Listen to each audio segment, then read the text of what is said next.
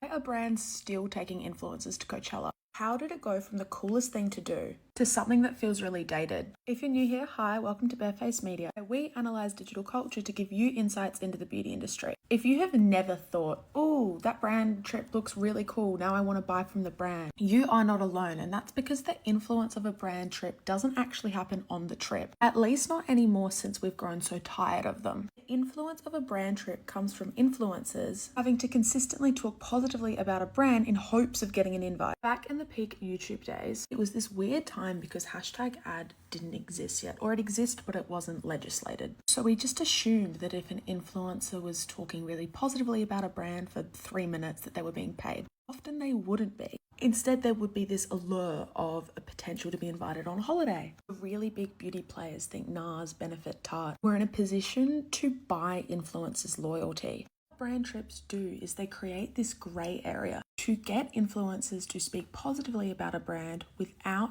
directly paying them or having to use hashtag ad. This was indirectly confirmed by Tarte's CEO in this article by the New York Times, that we found the investment in these relationships to be more valuable in the long term than spending millions of dollars on one-off campaigns, because it creates the grey area.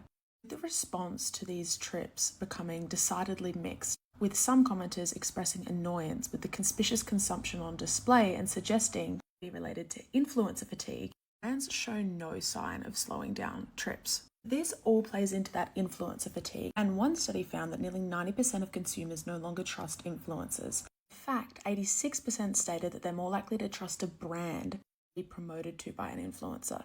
Influence economy is now really well established. People online have almost been trained to look out for this unnatural behavior, particularly when TikTok reigns supreme and the For You page is a mix of influencers and everyday people. Their opinions, particularly product opinions and recommendations, can no longer be trusted as much, particularly when we have that alternative of other people on the platform authentically recommending their favorite brands.